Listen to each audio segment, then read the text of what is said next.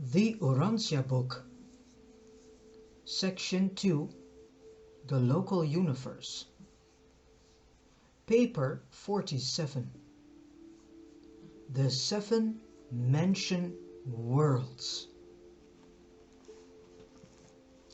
The Creator's Son, when on Urantia, who we know as Jesus of Nazareth, but is in originality Paradise Creator Son Michael, coming forth from and out of the eternal Son, which is the second source and center of the Trinity, spoke of the many mentions in the Father's universe.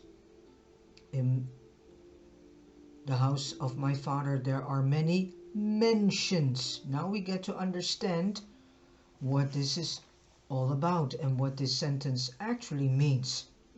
So in this case you can say that the Urantia book gives us a very in-depth information that the Bible lacks, because humanity, especially in that time, did not understood that much of Jesus' teachings, and that also has resulted in a very distorted, incorrect and incomplete so-called book Bible.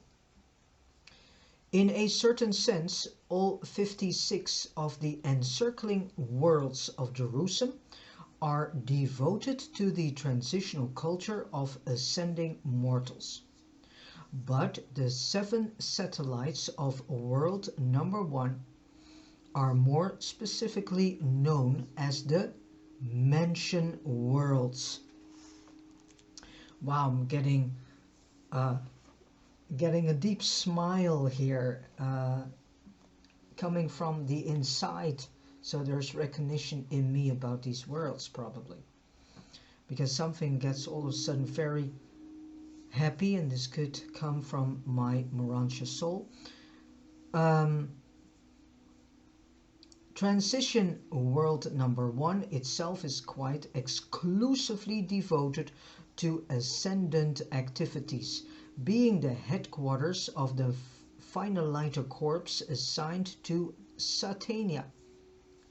This world now serves as the headquarters for more than 100,000 companies of finaliters, and there are 1,000 glorified beings in each of these groups. When a system is settled in light and life, and this is, lovely children of God, this is the big plan of God. So the big plan of God is, 1, that all the worlds, constellations, systems, planets, universes of universes will eventually be settled in light and life. And for those who are in a constant idea of that they have to do everything in haste, I can say to you that this process is a slow process. There are, I think only the central universe is the one and only universe that is in light and life, and the rest is still progressing towards it. And I think also, from what I came to understand through a study group, is that some worlds are about to enter this stage of light and life. The second part of this great big plan of God the Father, the Paradise Father, is an enormous brotherhood of man. And man means not only mortals, but actually a brotherhood of all beings, mortal as well as non-mortal, based and built on the fatherhood of the Paradise Father, whom we better know as God the Father. The third, that is in this big plan, is the ascension journey that we mortals have started here on Urantia. So that these three components are part of this tremendous big plan of God the Father, known as the Paradise Father. So when a system is settled in light and life, and as the mention worlds one by one cease to serve as mortal training stations, they are taken over by the increasing finaliter population, which accumulates in these older and more highly perfected systems. The 7 mention worlds are in charge of the Urantia supervisors and the Melchizedeks. There is an acting governor on each world who is directly responsible to the Jerusem rulers. The Uversa conciliators maintain headquarters on each of the mention worlds, while adjoining is the local rendezvous of the technical advisors. The reversion directors and celestial artisans maintain group headquarters on each of these worlds. The Spiranga function from mention world number 2 onward, while all 7 in common with the other transitional culture planets and the headquarters worlds are abundantly provided with spornatia of standard creation. 3. One. I'm going fast, but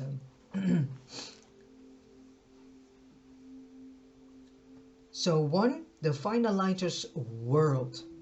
Although only finaliters and certain groups of selfish children and their caretakers are resident on transitional world number 1, provision is made for the entertainment of all classes of spirit beings, transition mortals, and student visitors. The spornatia who function on all of these worlds are hospitable hosts to all beings whom they can recognize. They have a vague feeling concerning the finaliters, but cannot visualize them. They must regard them much as you do the angels in your present physical state. Though the finaliter world is a sphere of exquisite physical beauty and extraordinary Urantia embellishment, the great spirit abode located at the center of activities, the temple of the finaliters, is not visible to the unaided material or early Urantia vision. But the energy transformers are able to visualize many of these realities to ascending mortals, and from time to time they do thus function as on the occasions of the class assemblies of the mention world students on this cultural sphere. Although the mention world experience, you are in a way spiritually aware of the presence of your glorified brethren of paradise attainment, but it is very refreshing now and then actually to perceive them as they function in their headquarters abodes. You will not spontaneously visualize finaliters until you acquire true spirit vision, because our spirit vision is very much troubled and filled with all sorts of noise. So that is why we cannot fully rely on dreams and visions if our state of mind and heart is very troubled, and if our soul is also very troubled. On the first mentioned world, all survivors must pass the requirements of the parental commission from their native planets. The present Urantia commission consists of 12 parental couples recently arrived who have had mortal experience in rearing 3 or more children. To the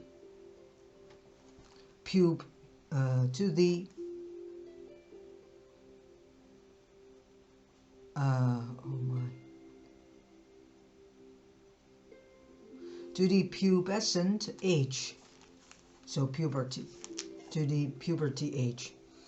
Service on this commission is rotational and is for only 10 years as a rule.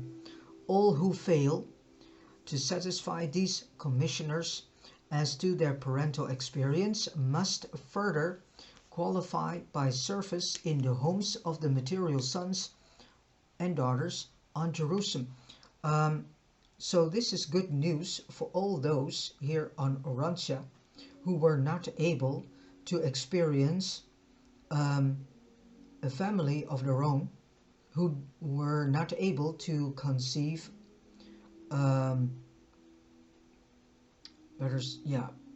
better said, who were not able to raise children of themselves, because many people here on Urantia are actually childless. So this is good news. Everything that you have missed in this Earth/Urantia life, in this mortal life, don't worry, because you will get a chance to eventually experience it here in the first mentioned world. So that's good news for all those people who never were able to raise their own children, or due to other circumstances were not able to become parents in any way, shape or form. Don't worry, because you get your chance to fulfill this dream and to fulfill this part of your development.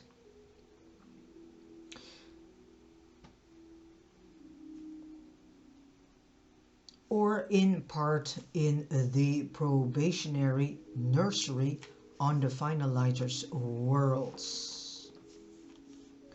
But irrespective of parental experience, mentioned world parents who have growing children in the probation nursery are given every opportunity to collaborate with the Urantia custodians of such children regarding their instruction and training. These parents are permitted to journey there for visits as often as 4 times a year, and it is one of the most touchingly beautiful scenes of all the ascending career to observe the mentioned world parents embrace their material offspring on the occasions of their periodic pilgrimages to the finaliter world. While one or both parents may leave a mentioned world ahead of the child, they are quite often temporary for a season. No ascending mortal can escape the experience of rearing children, their own or others, either on the material worlds or subsequently on the finaliter world or on Jerusem. Fathers must pass through this essential experience just as certainly as mothers. It is an unfortunate and mistaken notion of modern people on Urantia that child culture is largely the task of mothers. No, it's a task of both. And why is it of importance to raise a family? Because the family learns the adults the principles of fatherhood and motherhood, because God the Father, you can say, is also in a certain way our mother. He's both in one parent combined. And it also is of importance to know and get to understand the correct way of training and educating and raising your children, because this is all for the coming brotherhood of man here on Urantia. And so the better educated, trained and raised children,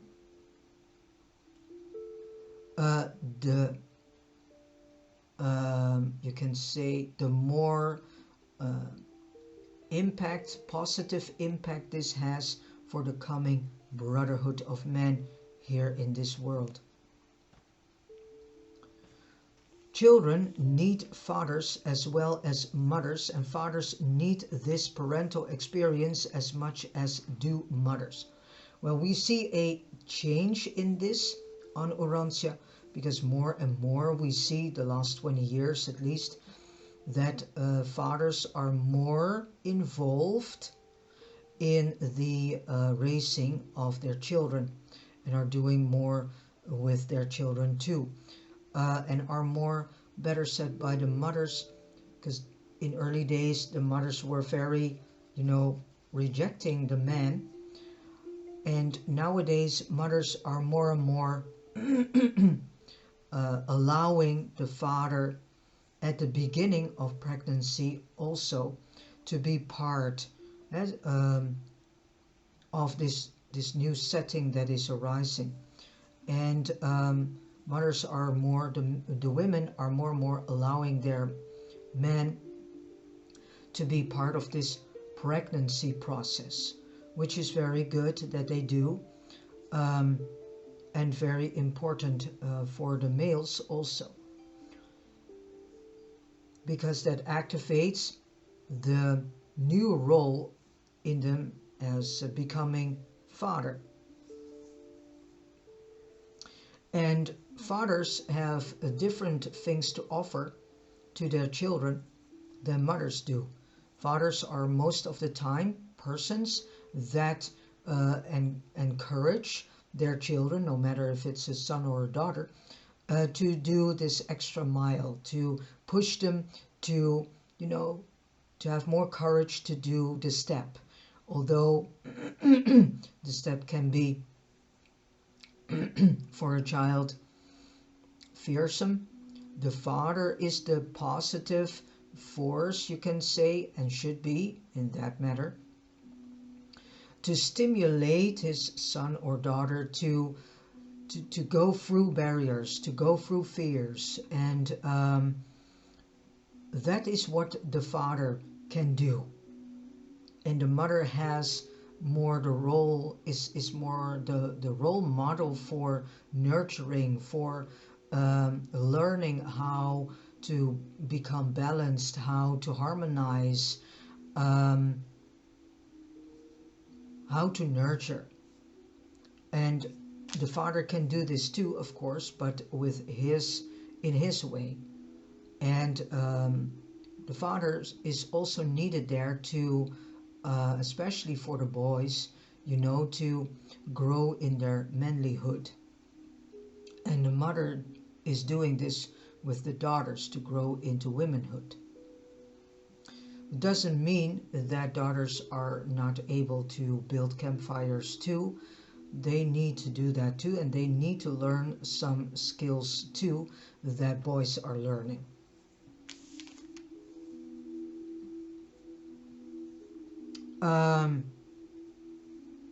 Children need fathers as well as mothers, and fathers need this parental experience as much as do mothers. And do not forget that this book was firstly printed in 1955, and so now we are some decennia further, and so this is more and more changing. To the probationary nursery. The infant receiving schools of Satania are situated on the finaliter world, the first of the Jerusem transition culture spheres. These infant receiving schools are enterprises devoted to the nurture and training of the children of time. And children of time is something that we will be until the moment we arrive into the first Havona worlds. When we start jumping into the Havona worlds, then we leave time and space. Until then, we are still dealing with things such as time and space, including those who have died on the evolutionary worlds of space before the acquirement of individual status on the universe records. So this is good news for those who lost their children. Your children are now in nurture in one of the training world center, how do I see this?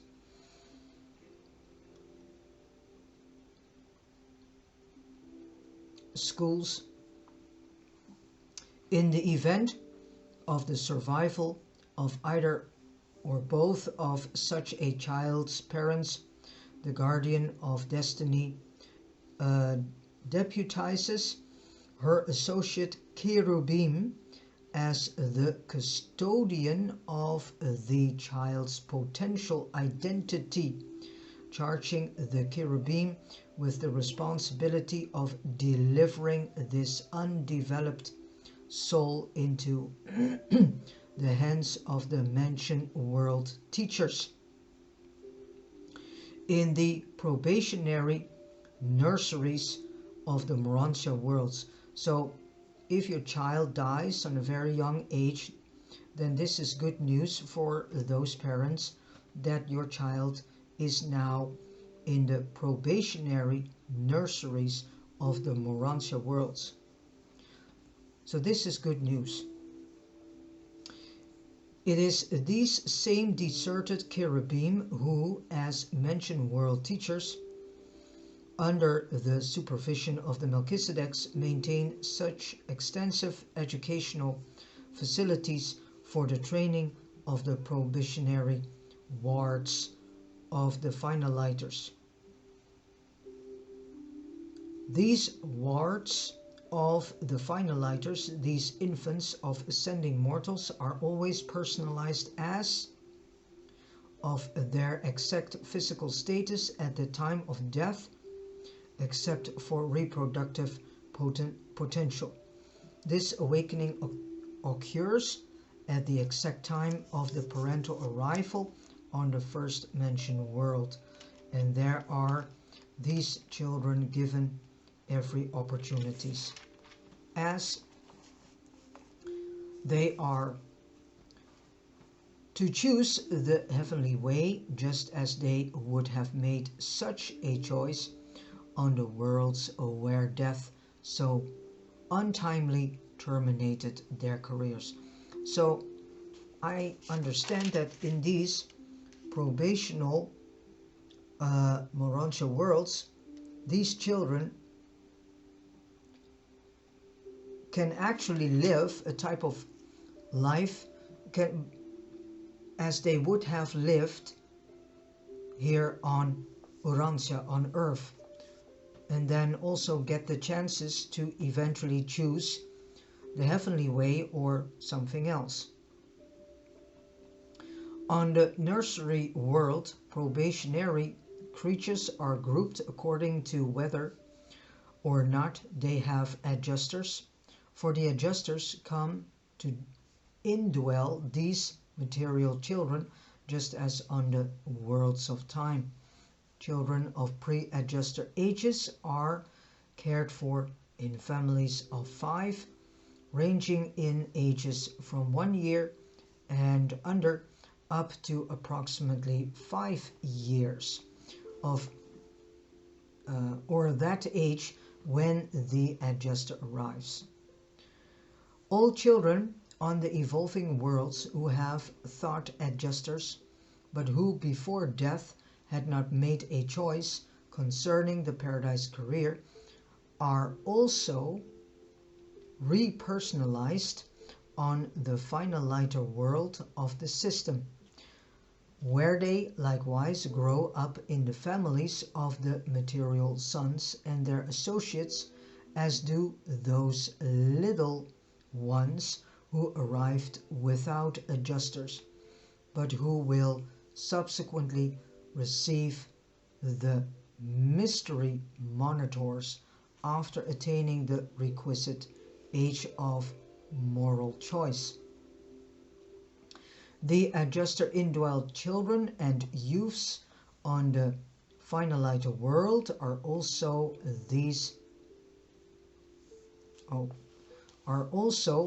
reared in families of 5, ranging in ages from 6 to 14. Approximately these families consist of children whose ages are 6, 8, 10, 12 and 14. Any time after 16, if final choice has been made, they translate to the first mentioned world and begin their paradise ascent. Some make a choice before this age and go on to the ascension spheres, but very few children under 16 years of age, as reckoned by Urantia standards, will be found on the mentioned worlds. The guardian seraphim attend these youths in the probationary nursery on the finaliter world, just as they spiritually minister to mortals on the evolutionary planets, while the faithful Spornatia minister to their physical necessities, and so do these children grow up on the transition world until such time as they make their final choice.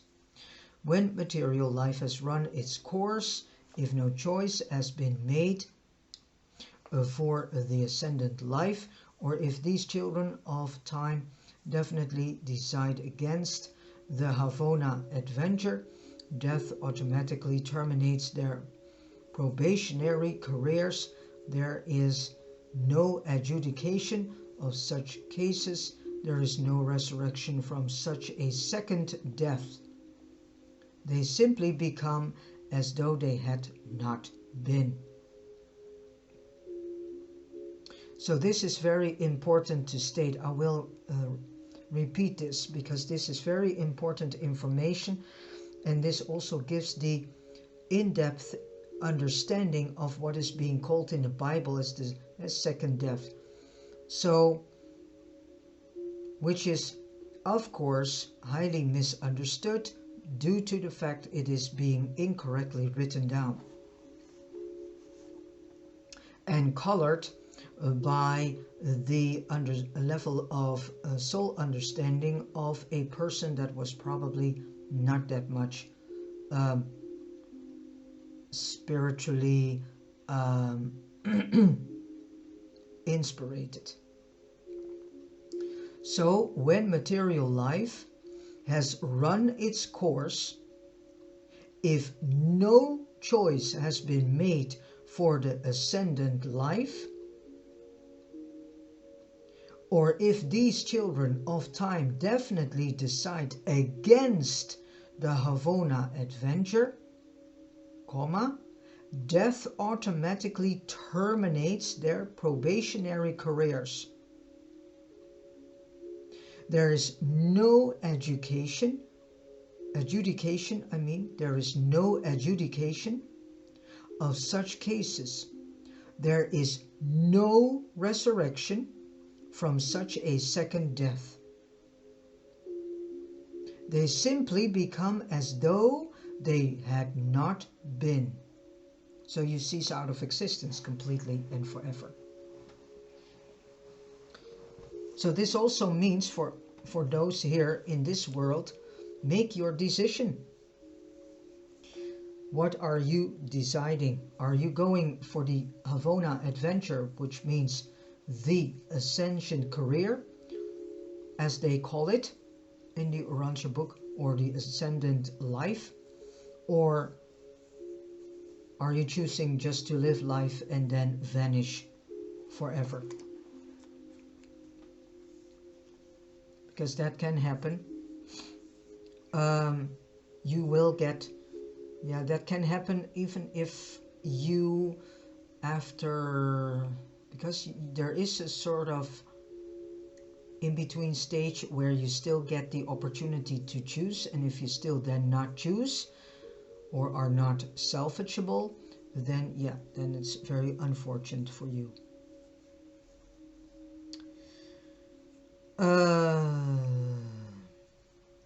But if they choose the paradise path of perfection, they are immediately made ready for translation to the first mentioned world, where many of them arrive in time to join their parents in the Havona ascent.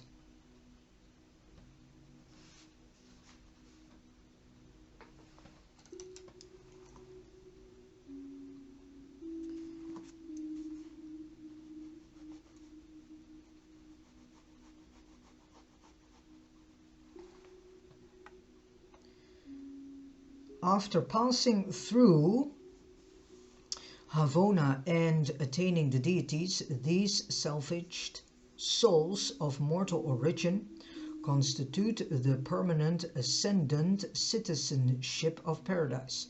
These children, who have been deprived of the valuable and essential evolutionary experience on the worlds of mortal nativity, are not mustered into the corpse of the finality. 3. The first mentioned world. On the mentioned worlds, the resurrected mortal survivors, so it's on the mentioned world that we do resurrect. And once in 1,000 years, I came to understand this resurrection takes place, and this also has to do with another epoch, another time, a new time, so a new eras, new epoch, and new suspension.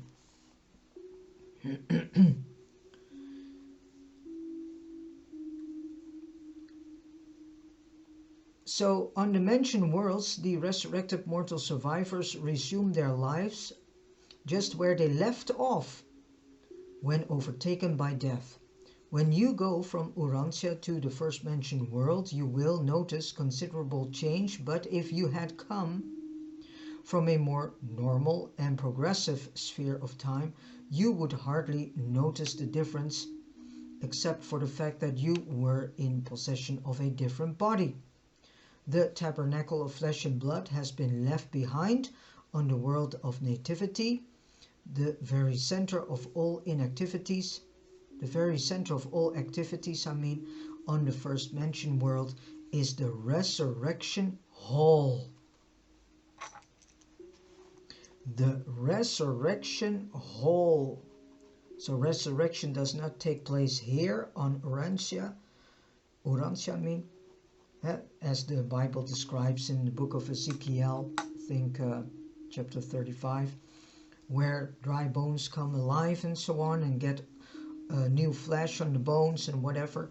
That is not the case.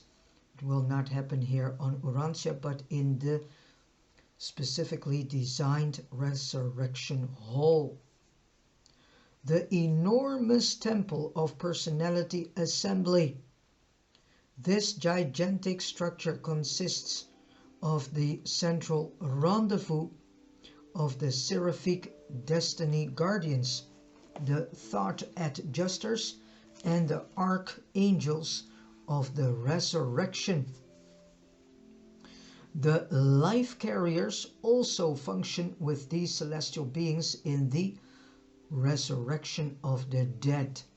The mortal mind transcripts and the active creature memory pattern as transformed from the material levels to the spiritual are the individual possession of the detached thought adjusters.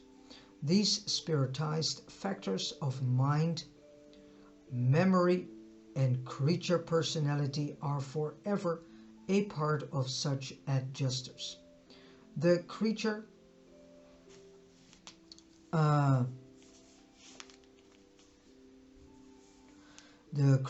mind matrix and the passive potentials of identity are present in the Urantia soul, entrusted to the keeping of the seraphic destiny guardians, and it is the reuniting of the Urantia soul trust of the seraphim and the spirit mind trust of the adjuster that reassembles creature personality and constitutes resurrection of a sleeping survivor.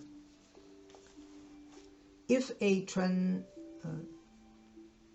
transitory personality of mortal origin should never be thus reassembled, the spirit elements of the non-surviving mortal creature would forever continue as an integral part of the individual experiential endowment of the one-time indwelling adjuster. From the temple of new life, there extend 7 radial wings, the resurrection halls of the mortal races. Each of these structures is devoted to the assembly of one of the 7 races of time. There are 100,000 personal resurrection chambers in each of these 7 wings, terminating in the circular class assembly halls, which serve as the awakening chambers for as many as 1 million individuals. These halls are surrounded by personality assembly chambers of the blended races of the normal post-Adamic worlds, and we will get to know more about post-Adamic. Regardless of the technique which may be employed on the individual worlds of time in connection with special or dispensational resurrections, the real and conscious reassembly of actual and complete personality takes place in the resurrection halls of Mansonia number 1. Throughout all eternity, you will recall the profound memory impressions of your first witnessing of these resurrection mornings.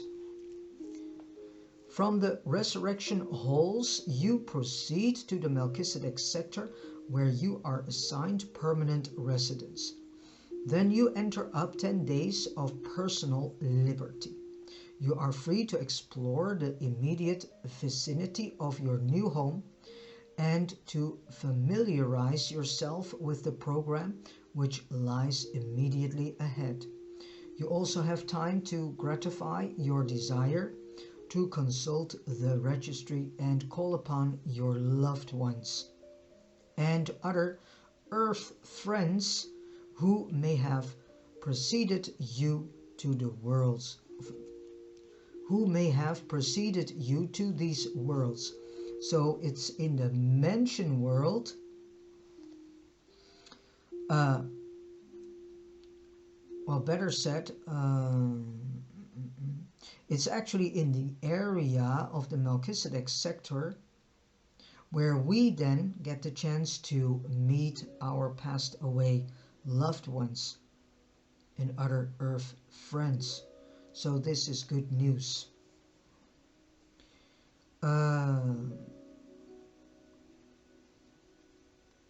At the end of your 10-day period of leisure, you begin the second step in the paradise journey, for the mentioned worlds are actual training spheres, not merely detention planets. On mentioned world number 1, or another in case of advanced status, you will resume your intellectual training and spiritual development at the exact level whereon they were interrupted by death. Between the time of planetary death or translation and resurrection on the mentioned world, mortal man gains absolutely nothing aside from experiencing the fact of survival. You begin over there right where you leave off down here. So where you were at the moment of death, that is where you start off in the first mentioned world. Almost the entire experience of mentioned world number 1 pertains to deficiency ministry. Survivors arriving on this first of the detention spheres present so many and such varied defects of creature character and deficiencies of mortal experience that the major activities of the realm are occupied with the correction and cure of these manifold legacies of the life in the flesh on the material evolutionary worlds of time and space. The sojourn on mentioned world number 1 is designed to develop mortal survivors at least up to the status of the post-Adamic dispensation on the normal evolutionary worlds. Spiritually, of course, the mentioned world students are far in advance of such a state of mere human development. If you are not be detained on mentioned world number 1, at the end of 10 days you will enter the translation sleep and proceed to world number 2. In every 10 days thereafter you will thus advance until you arrive on the world of your assignment.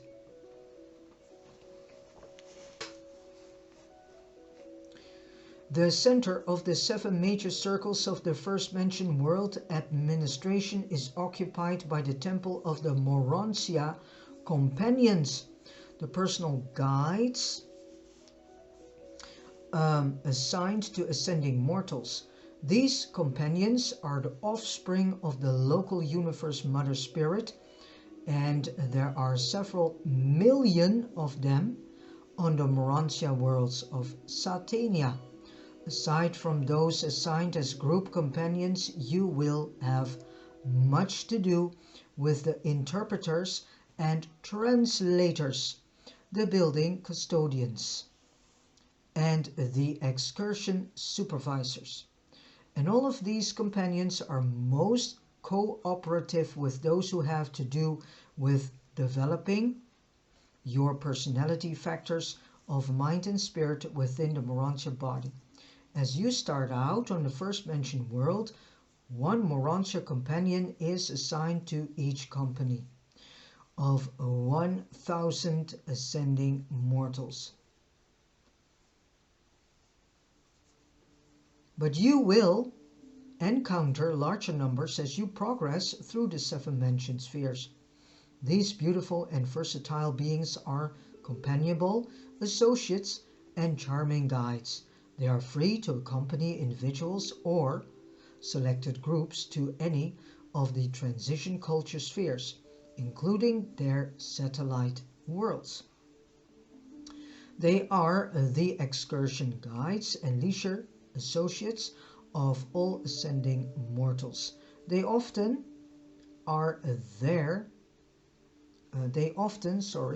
accompany survivor groups on periodic visits to Jerusem And on any day you are there, you can go to the registry sector of the system capital and meet ascending mortals from all 7 of the mentioned worlds, since they freely journey back and forth between their residential abodes and the system headquarters.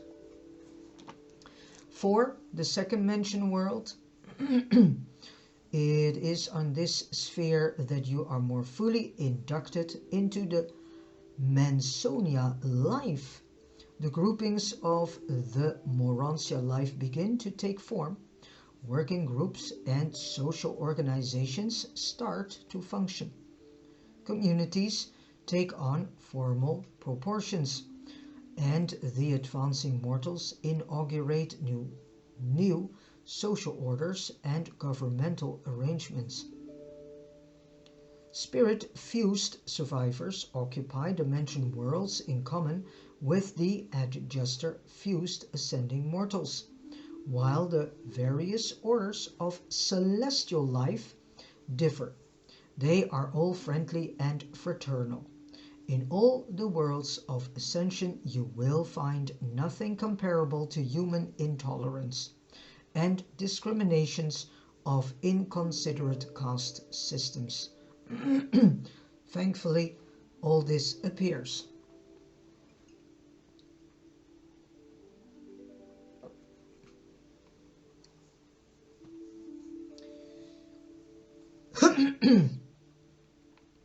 Because all these forms of intolerance, discriminations, and caste systems are stemming actually from the lower human animal life. As you ascend the mentioned worlds one by one, they become more crowded with the Morantia activities of advancing survivors. As you go forward, you will recognize more and more of the Jerusem features added to the mentioned worlds. The sea of glass makes its appearance on the second Mansonia. Wow, the sea of glass makes its appearance on the second Mansonia, a newly developed and suitably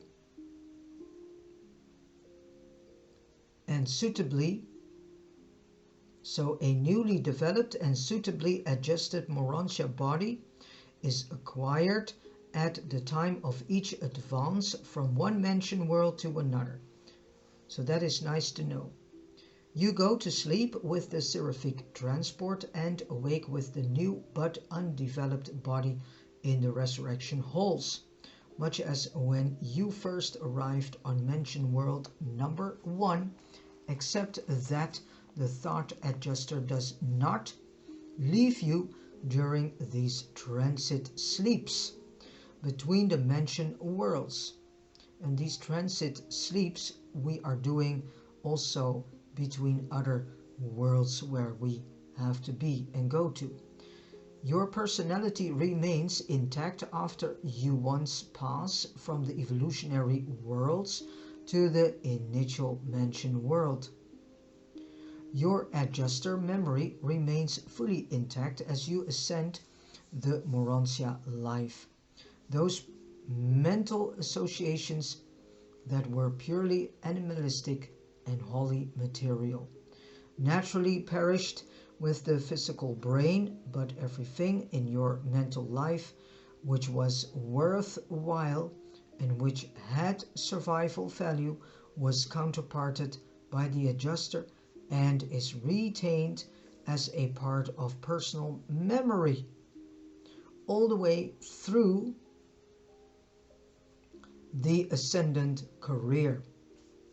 You will be conscious of all your worthwhile experiences as you advance from one mentioned world to another and from one section of the universe to another, even to paradise.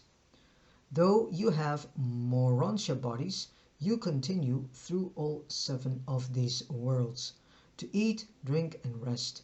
You partake of the Urantia order of food, a kingdom of living energy unknown on the material worlds. So the type of food we eat there is not to compare us, not in any way to compare, I mean, with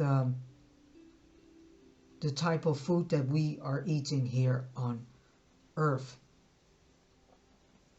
It is actually spiritual food. It's, yeah, high, pure energy. You can say very pure energy that you get to eat. Both food and water are fully utilized in the Urantia body. There is no residual waste. So pooping and peeing is not anymore. Pause to consider. Mansonia number 1 is a very material sphere, presenting the early beginnings of the Urantia regime. You are still a near human and not far removed from the limited viewpoints of mortal life. But each world discloses definite progress. From sphere to sphere you grow less material, more intellectual and slightly more spiritual. The spiritual progress is greatest on the last 3 of these 7 progressive worlds. Biological deficiencies were largely made up on the first mentioned world. Their defects in planetary experiences pertaining to sex life, family, association, and parental function were either corrected or were projected for future rectification among the material sun families on Jerusem. Mansonia number 2, more specifically, provides for the removal of all phases of intellectual conflict and for the cure of all varieties of mental disharmony. The effort to master the significance of Urantia Mota begun on the first mentioned world, here more earnestly continued. The development on Mansonia number 2 compares with the intellectual status of the post-magisterial sun culture of the ideal evolutionary worlds.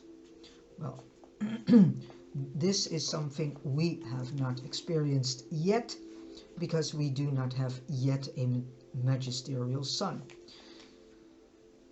Not yet. When that one comes, we do not know. 5. The third mentioned world, Mansonia the third, is the headquarters of the mentioned world teachers. Though they function on all 7 of the mentioned spheres, they maintain their group headquarters at the center of the school circles of world number 3. There are millions of these instructors on the mentioned and higher Urantia worlds. These advanced and glorified cherubim serve as Urantia teachers all the way up from the mentioned worlds to the last sphere of local universe ascendant training. They will be among the last to bid you an affectionate adieu when the farewell time draws near, the time when you bid goodbye, at least for a few ages, to the universe of your origin, when you and Seraphim for transit to the receiving worlds of the minor sector of the super universe. When sojourning on the first mentioned world, you have permission to visit the first of the transition worlds, the headquarters of the finaliters, and the system probationary nursery for the nurture of undeveloped evolutionary children. When you arrive on Mansonia number 2, you receive permission periodically to visit transition world number 2. Where are located the Urantia supervisor headquarters for all Satania and the training schools for the various Morontia orders.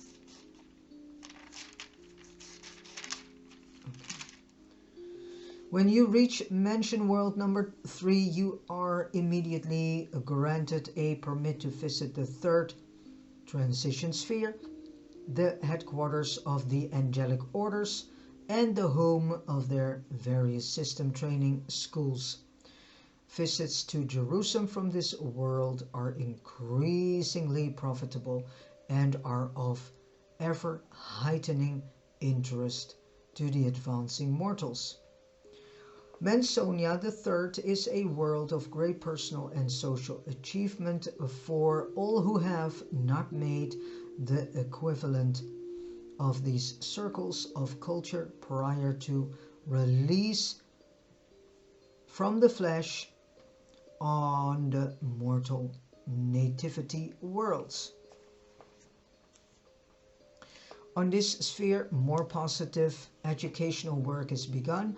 The training of the first two mentioned worlds is mostly of a deficiency nature, negative in that it has to do with supplementing the experience of the life in the flesh.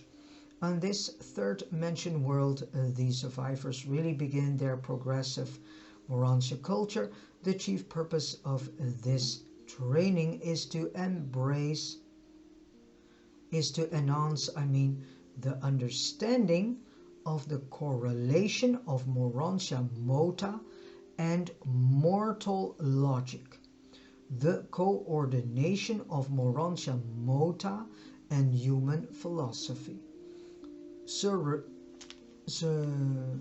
Surviving mortals now gain practical insight into true metaphysics. This is the real introduction to the intelligent comprehension of cosmic meanings and universe interrelationships. The culture of the third mentioned world partakes of the nature of the post-bestowal sun age of a normal inhabited planet. And then 6, the fourth mentioned world. When you arrive on the fourth mentioned world, you have well entered upon the Morontia career. You have progressed a long way from the initial material existence. Now are you given permission to make visits to transition world number 4, there to become familiar with the headquarters and training schools of the super angels, including the brilliant evening stars. Through the good offices of these super angels of the fourth transition world, the Morontia visitors are enabled to draw very close to the various orders of the sons of God during the periodic visits to Jerusem, for new sectors of the system capital are gradually opening up to the advancing mortals as they make these repeated visits to the headquarters world. New grandeurs are progressively unfolding to the expanding minds of these ascenders.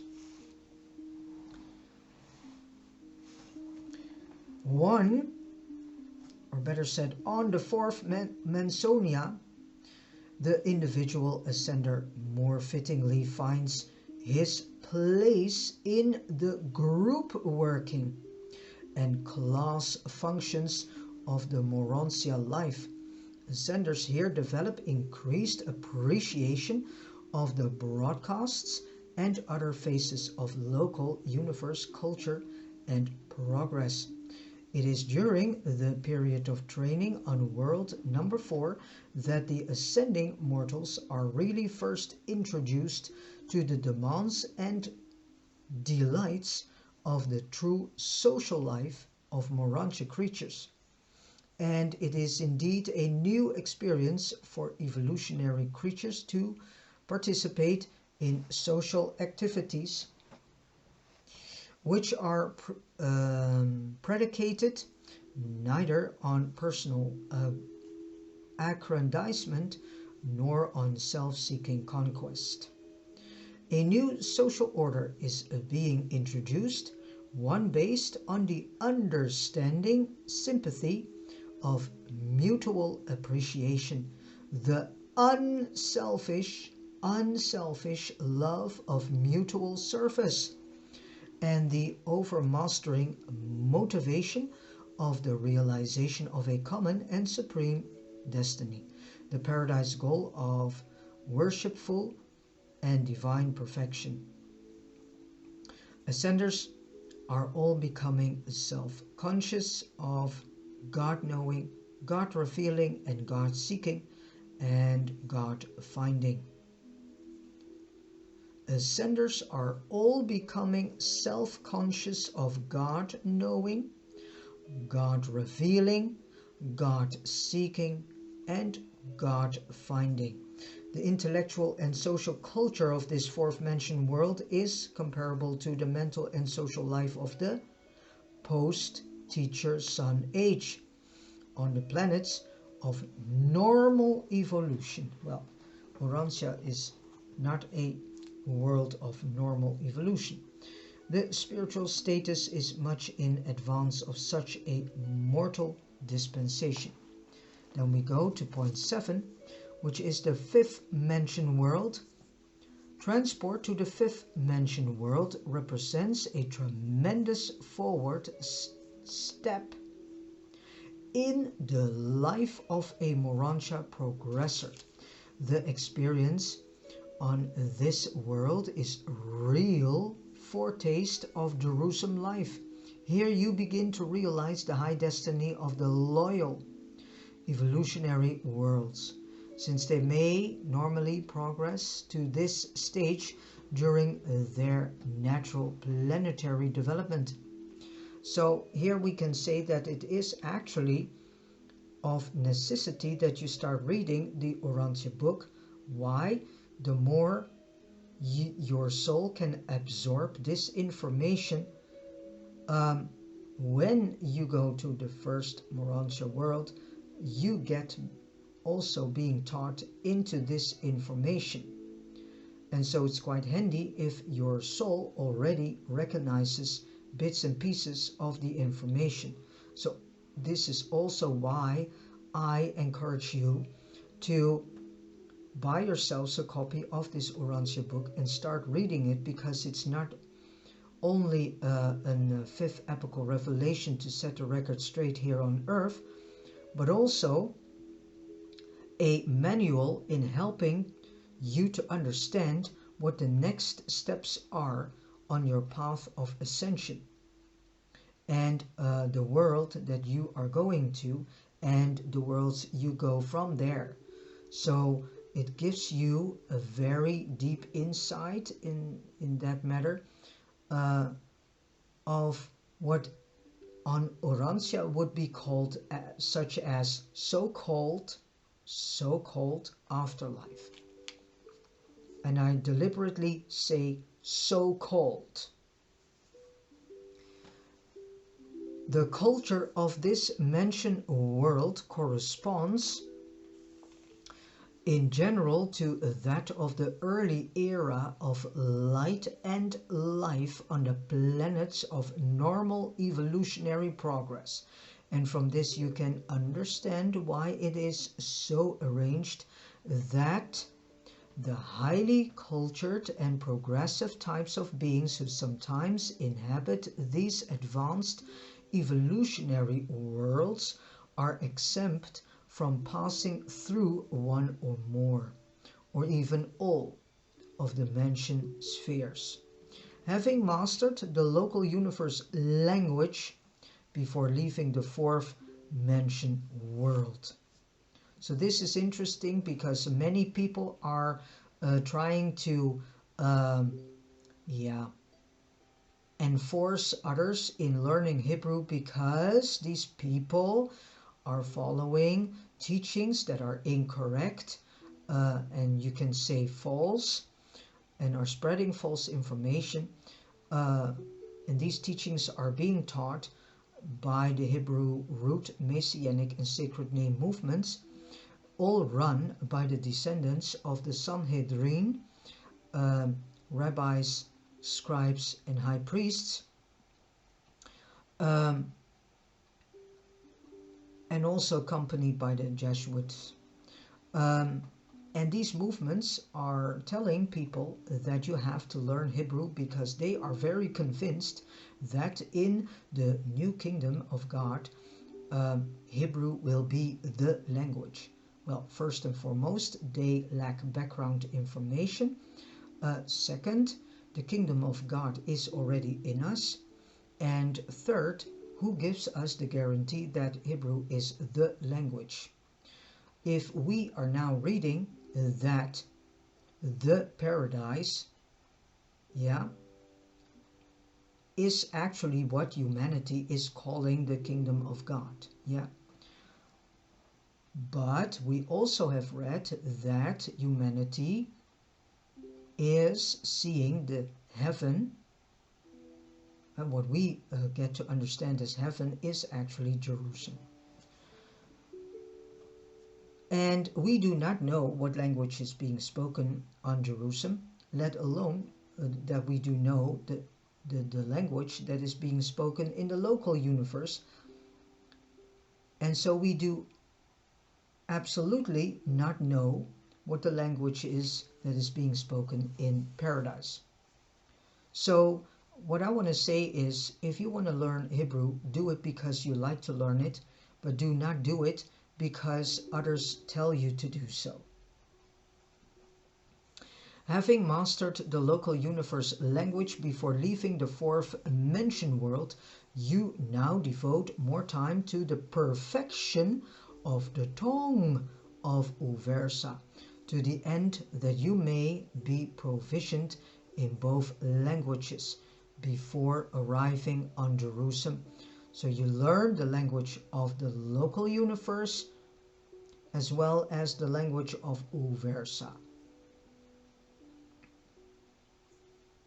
And Jerusem is the system headquarters, I thought, from Uversa.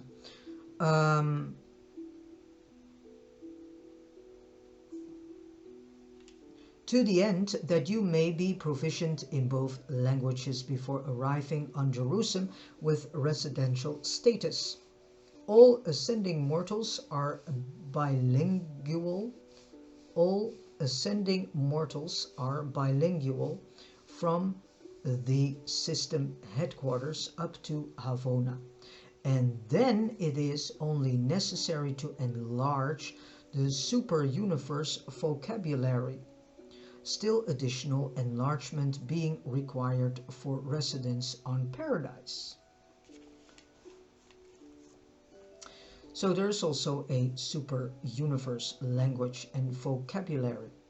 Upon arrival on Mansonia number 5, the pilgrim is given permission to visit the transition world of corresponding number, the sun's headquarters. Here the ascendant mortal becomes personally familiar with the various groups of divine sonship. He has heard of these superb beings and has already met them on Jerusalem, but now he comes really to know them. On the 5th Mansonia, you begin to learn of the constellation study worlds.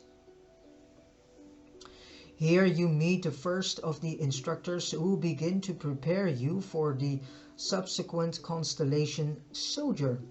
More of this preparation continues on worlds 6 and 7, while the finishing touches are supplied in the sector of the ascending mortals on Jerusalem. A real birth of cosmic consciousness takes place on Mansonia number 5. You are becoming universe-minded. Wow. This is indeed a time of expanding horizons. It is beginning to dawn upon the enlarging minds of the ascending mortals that some stupendous and magnificent, some supernal and divine destiny awaits all who complete the progressive paradise ascension which has been so laboriously but so joyfully and auspiciously begun. At about this point, the average mortal ascender begins to manifest bona fide experiential enthusiasm for the Havona ascent. Study is becoming voluntary, unselfish, service natural, and worship spontaneous. A real Morantia character is budding. A real Morantia creature is evolving. So worship also needs to be done spontaneously and not once in a week pre-programmed and singing pre-programmed songs all together. That's not spontaneous. God the Father loves spontaneous worship, and in that there is far more in it than when you do once a week a pre-programmed worship. 8. The sixth mentioned world. Sojourners on this sphere are permitted to visit transition world number 6, where they learn more about the high spirits of the super universe. Although they are not able to visualize many of these celestial beings, here they also receive their first lessons in the prospective spirit career, which so immediately follows graduation from the Morantia training of the local universe. The assistance system software makes frequent visits to this world, and the initial instruction is here begun in the technique of universe administration. The first lessons embracing the affairs of a whole universe are now imparted. This is a brilliant age for ascending mortals and usually witnesses the perfect fusion of the human mind and the divine adjuster. In potential, this fusion may have occurred previously, but the actual working identity many times is not achieved until the time of the sojourn on the fifth mentioned world, or even the sixth, the union of the evolving immortal soul. So the union of the evolving immortal soul with the eternal and divine adjuster is signalized by the seraphic summoning of the supervising super angel. For resurrected survivors, and of the archangel of record for those going to judgment for those going to judgment on the third day, and then in the presence of such a survivor's Morantia associates, these messengers of confirmation speak. This is a beloved Son in whom I am well pleased.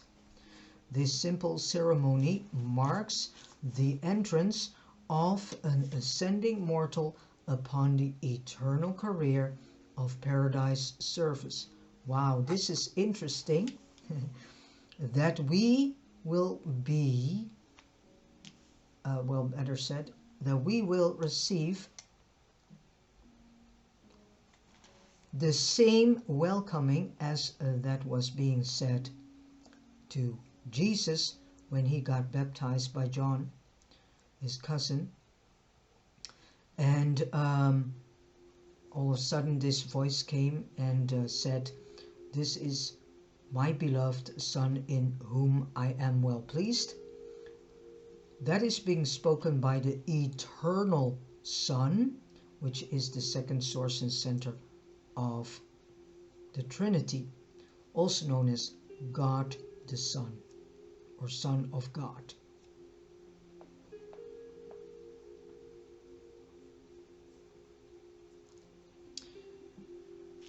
So that is funny that we get the same, welcoming. This is a beloved Son in whom I am well pleased. Well, this simple ceremony marks the entrance of an ascending mortal upon the eternal career of paradise surface.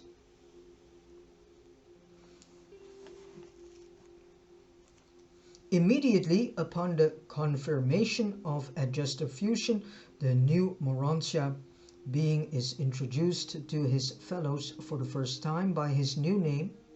So then we get a new name, also mentioned in the Bible, that we, we get a stone with a new name on it, and only he who knows will know this new name. So here's another confusion, that is being placed in the Bible because of lack of understanding, lack of deeper spiritual understanding of that idea of new name. So in this case, you can say it's being incorrectly written down and brought us into confusion. So that the part of the new name, that is correct. We get a new name, but the other rest that is written around it is incorrect.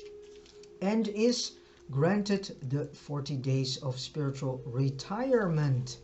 40 days of spiritual retirement from all routine activities, wherein to commune with himself and to choose some one of the optional routes to Havona, and to select from the differential techniques of paradise attainment.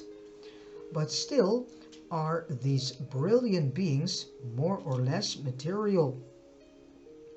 They are far from a little lower than the angels, but they are truly becoming marvelous creatures. During the sojourn on world number 6, the mentioned world students achieve a status which is comparable with the exalted development characterizing those evolutionary worlds which have normally progressed beyond the initial stage of light and life. The organization of society on this Mensonia is of a high order. The shadow of the mortal nature grows less and less as these worlds are ascended one by one. You are becoming more and more adorable as you leave behind the coarse vestiges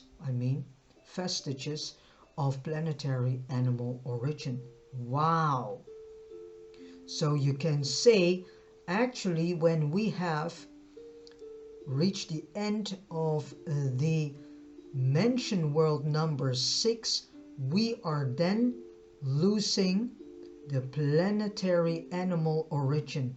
So this is how long we are still in this planetary animal origin until we have finished the 6th Mensonia or Urantia world. Wow! Coming up through great tribulation. So great tribulation serves to make glorified mortals very kind and understanding, very sympathetic and tolerant.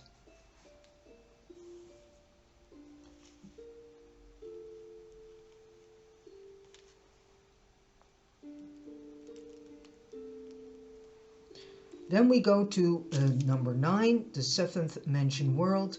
The experience on this sphere is the crowning achievement of the immediate post-mortal career. So then we are behind this mortalness that is completely left behind us. During your sojourn here, you will receive the instruction of many teachers, all of whom will cooperate in the task of preparing you for residence on Jerusem. Any discernible differences between those mortals hailing from the isolated and retarded worlds, and those survivors from the more advanced and enlightened spheres are virtually obliterated during the sojourn on the seventh mentioned world. Here you will be purged of all the remnants of unfortunate heredity, unwholesome environment, and unspiritual planetary tendencies. The last remnants of the what is called mark of the beast are here eradicated. So everyone is misunderstanding, and that is due to the Bible, because the Bible is not giving us the correct information. It is a book of confusion in a certain way. In many things, the Bible is actually making more confusion than would be necessary for us. In the Bible, it is stated the mark of the beast. That has to do with the technological era, the digitalizing of everything, of this world and so on. And that the mark of the beast has to do with the barcodes and the QR codes and whatever, and the chip that is being planted under the skin or whatever. If you see that as the mark of the beast, you can see it as such, but it is not what is truly meant. What is truly meant with, and it is stated here in quotation marks, the last remnants of the, in quotation marks, mark of the beast. What is this mark of the beast? That is the animalisticness in the human nature. The human animal nature, that is the mark of the beast. So it's not what the Bible is telling us. But if you believe that, you will see things happening in your reality, so to speak, and then you will, think that, that is the mark of the beast and whatever. No, it's not. Doesn't mean that what the industry, the technological industry, better said the technocrats, are developing is evil, because we do not need any chips and whatever things being implanted under our skin. It is evilness on its top, Evilness is reaching its limits, and we are now seeing that the ceiling has been reached due to technology. So technology can go further because the human soul level is not there to develop it into higher, to develop technology into higher levels. So eventually the technology era will implode due to the fact that it has reached the ceiling. While sojourning on Mansonia number 7, permission is granted to visit transition world number 7, the world of the Universal Father, also known as God the Father. Here you begin a new and more spiritual worship of the unseen Father, a habit you will increasingly pursue all the way up through your long ascending career. You find the Father's temple on this world of transitional culture, but you do not see the Father. The paradise is the ultimate station where we will see the Father. Now begins the formation of classes for graduation to Jerusem. You have gone from world to world as individuals, But now you prepare to depart for Jerusem in groups. Although within certain limits, an ascender may elect to tarry on the seventh mention world for the purpose of enabling a tardy member of his earthly or Mansonia working group to catch up with him. The personnel of the seventh Mansonia ensemble on the Sea of Glass to witness your departure for Jerusem. So each world has a Sea of Glass. That is you can say the air base of the seraphims, transport seraphims.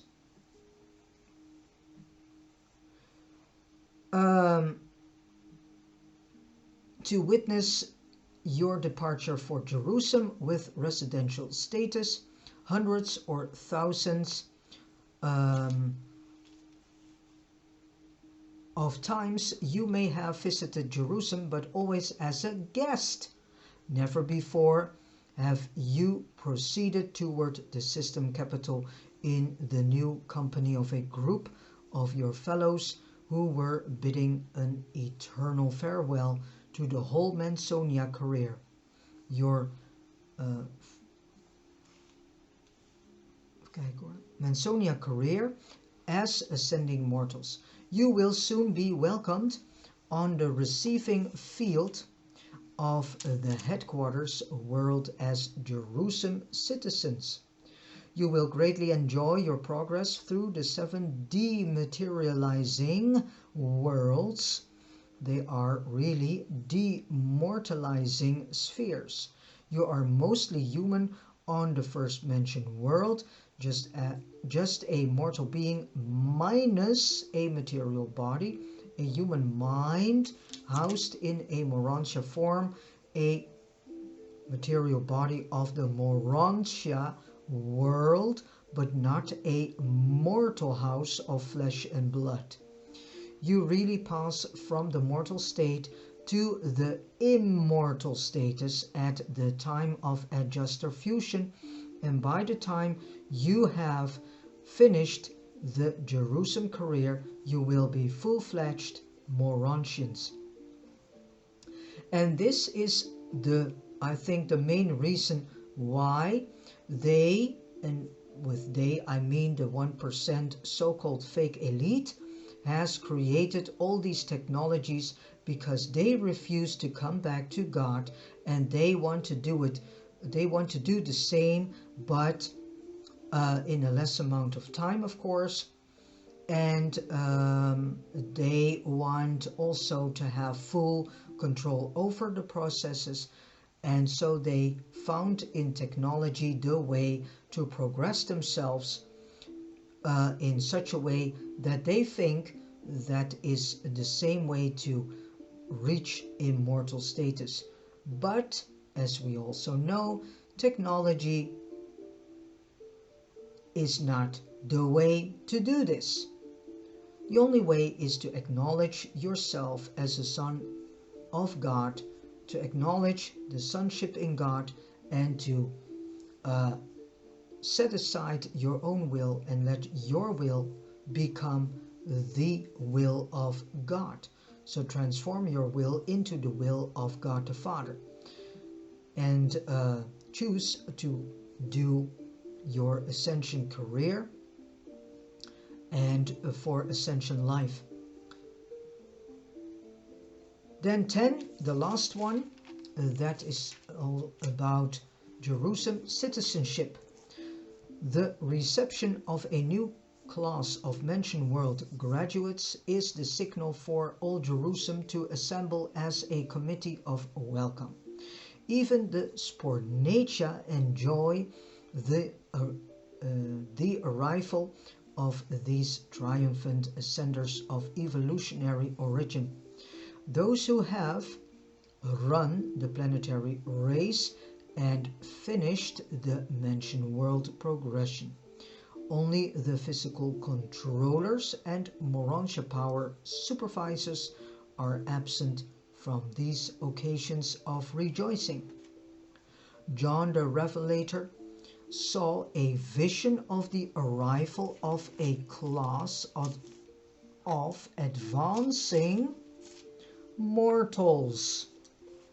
But he was not able to decode his vision because he lacked understanding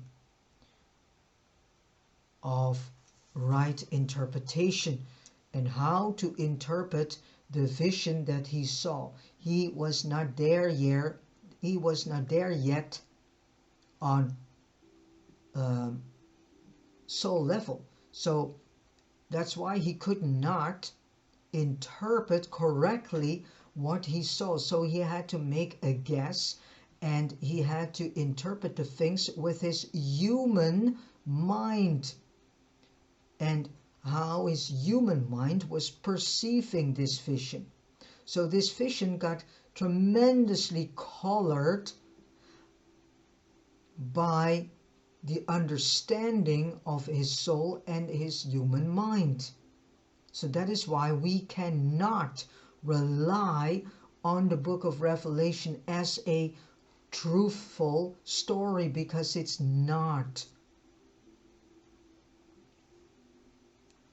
It is just a story that is actually full of incorrections, and a story based on someone's interpretation on and from a soul level that person was on, and based also on a lack of understanding of high spiritual truth and lack of correct wordings. So John the Revelator saw a vision of the arrival of a class of advancing mortals from the seventh mentioned world to their first heaven, the glories of Jerusem. He recorded, and I saw as it were a sea of glass mingled with fire, and those who had gained the victory over the beast that was originally in them. So this is correct. Here John is correct by saying that was originally in them. Here he is pointing directly to the human animal nature, or the animal nature in the human being. So again, who had gained the victory over the beast, the animal in the human being that was originally in them, and over the image that persisted through the mentioned worlds, and finally over the last mark and trace standing on the sea of glass, having the harps of God and singing the song of deliverance from mortal fear and death. Perfected space communication is to be had on all these worlds, and your anywhere reception of such communications is made possible by carrying the, between quotation marks, harp of God, a Urantia contrivance compensating for the inability to directly adjust the immature Urantia sensory mechanism to the reception of space communications. Paul also had a view of the ascendant citizen corps of perfecting mortals on Jerusem, for he wrote, "But you have come to Mount Zion and to the city of the living God, the heavenly Jerusalem." And the heavenly Jerusalem needs to be Jerusem, yeah?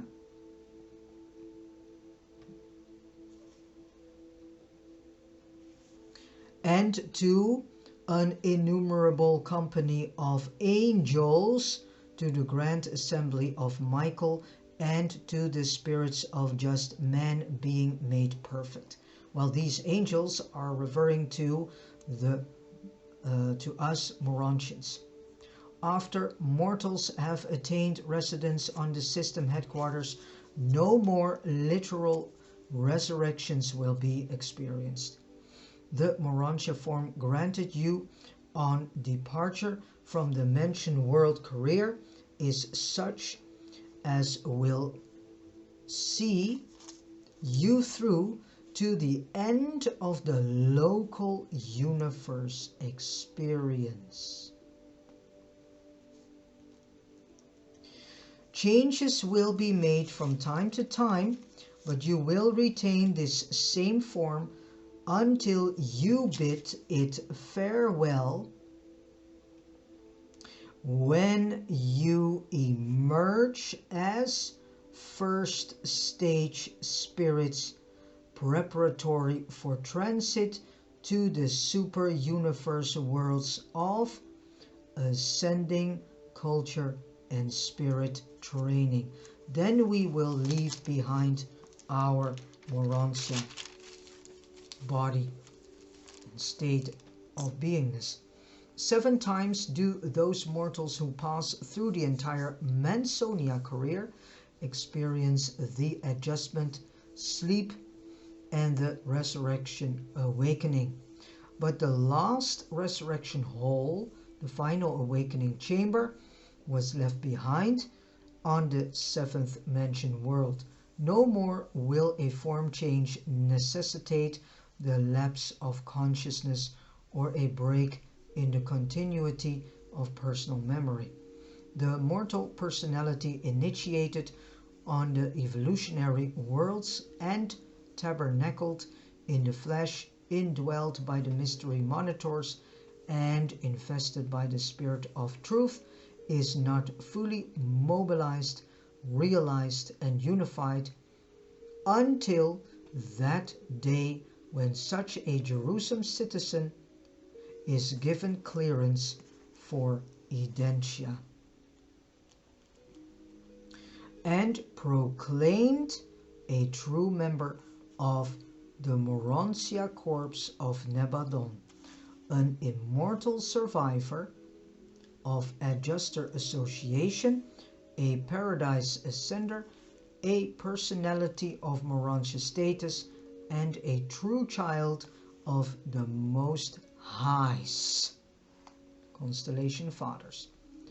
Mortal death is a technique of escape from the material life in the flesh, and the Mansonia experience of progressive life through 7 worlds of corrective training and cultural education represents the introduction of mortal survivors to the Morontia career, the transition life which intervenes between the evolutionary material existence and the higher spirit attainment of the ascenders of time who are destined to achieve the portals of eternity. Wow, what a amazing paper 47 this was. And this paper 47 is sponsored and given to us by a brilliant evening star. And what a beautiful paper 47 this is, because it gives us a very in-depth understanding of what the ascension life career path is truly meaning. And it also shows us how distorted our understanding of ascension actually is. And these ancient teachers tried to explain and teach to us what ascension is, but also these ancient teachers had to do with